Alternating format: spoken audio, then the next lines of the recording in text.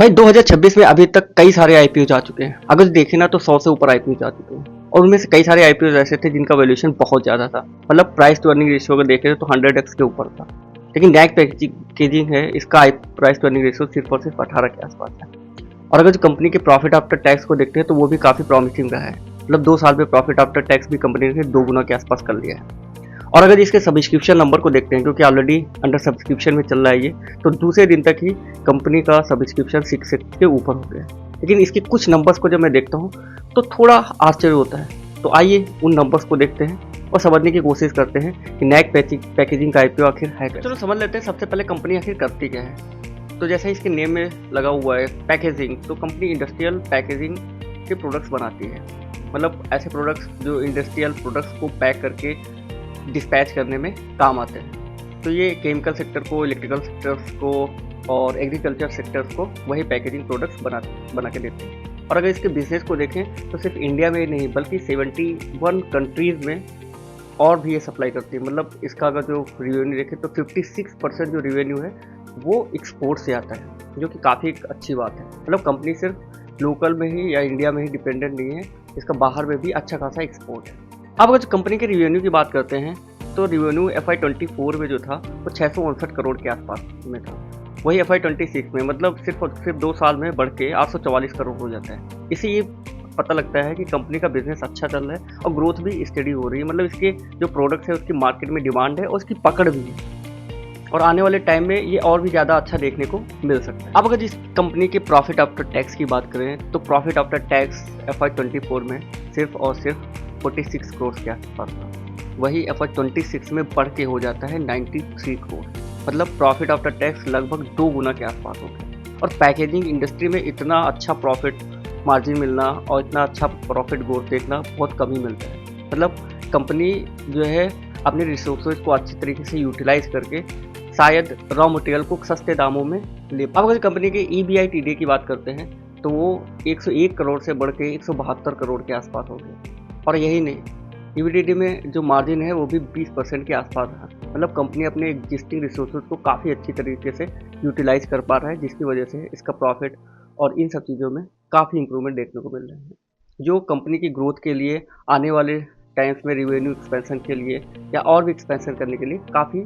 अब जो सबसे इम्पोर्टेंट बात है उसकी बात करते हैं, कंपनी के ऊपर डेब्ट कितना है। क्योंकि अगर जो कंपनी के ऊपर डेब्ट है तो उसका एक्सपेंशन और ग्रोथ, उसका प्रॉफिट सब पे इम्पैक्ट पड़ेगा।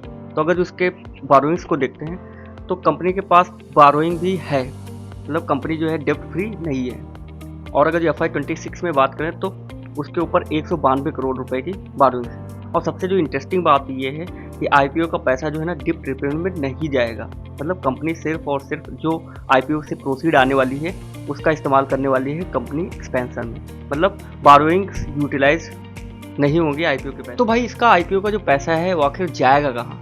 तो अगर वो देखते हैं कंपनी का IPO प्रोसेस कहाँ पे जाएंगे, कंपनी का ऑब्जेक्टिव देखते हैं तो उसमें यह है कि कंपनी लगभग 320 करोड़ का एक प्रोजेक्ट लगा रही है गुजरात में।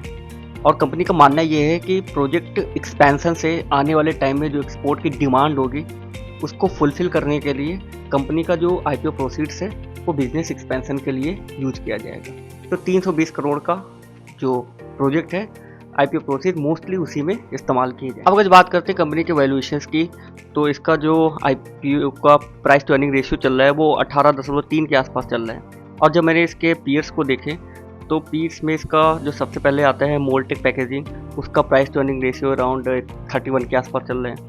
और TCPL पैकेजिंग का भी अराउंड 28 के आसपास चल रहा है। तो नैक पैकेजिंग जो 18 पे आ रहा है उस बेसिस पे अगर देखें तो इसका वैल्यूएशन इसके कंपटीटर्स से काफ़ी अच्छा देखने को मिल रहा है। अब अगर जो कंपनी की स्ट्रेंथ की बात करें जो काफ़ी इंपॉर्टेंट मेरे को इसमें लगा है तो देखें तो कंपनी का जो एक्सपोर्ट ओरिएंटेड है। मतलब 71 कंट्रीज़ में अपने प्रोडक्ट्स को एक्सपोर्ट कर रहे हैं।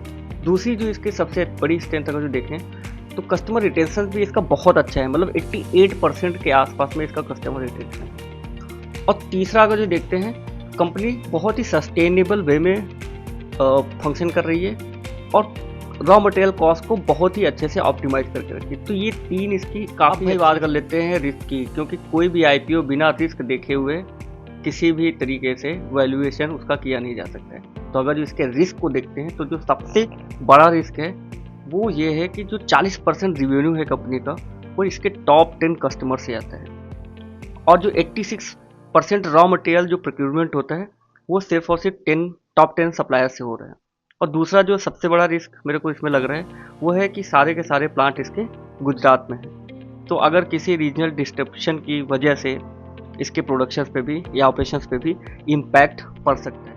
अब अगर इस आईपीओ को मैं समराइज करता हूँ कुछ गिने चुने शब्दों में, तो बोल सकते हैं कि कंपनी का रेवेन्यू काफ़ी अच्छा ग्रो हो रहा है, प्रॉफिट भी इम्प्रूव हो रहे हैं, बल्कि प्रॉफिट 2 साल में डबल हो गए हैं। वैल्यूएशन भी अगर जो इसके पीस को देखते हैं तो उसके कंपैरिजन में वैल्यूएशन भी काफ़ी रीजनेबल लग रही है।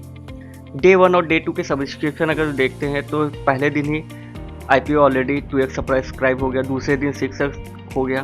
मतलब इन्वेस्टर की डिमांड भी देखने को इसमें मिल रही है। लेकिन जो सबसे बड़ा कंसंट्रेशन है इसका डेप्ट की, तो डेप्ट कंपनी का कंटिन्यूसली बढ़ रहा है। और जो और रिस्क है जैसे कि इसका फॉरेक्स रिस्क, मतलब अगर फॉरेक्स में कुछ फ्लक्चुएशन होता है वो इंडियन रुपीस और डॉलर्स के, तो उससे भी इसके प्रॉफिट में असर पड़ सकते हैं। तो आप क्या सोचते हैं इसके बारे में?